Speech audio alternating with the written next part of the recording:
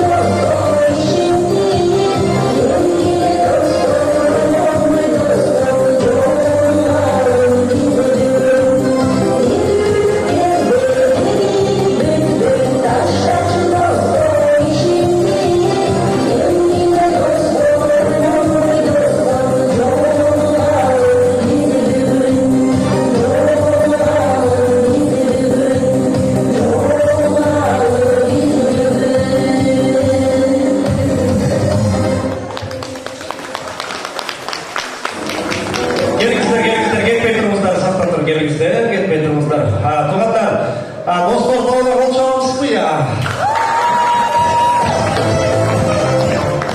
Barbalarımızlar, korkularımızlardan özgü çeken sonun ket. Eğer dura görсеңіздер, ушул insanlarda бүгүнкү күндүн эмгек сіңірген артисткалар деген наам берип болчу. Рахмат сіздерге. Өнеріміздер, өнерсіз талантыңыздар ашықтасын.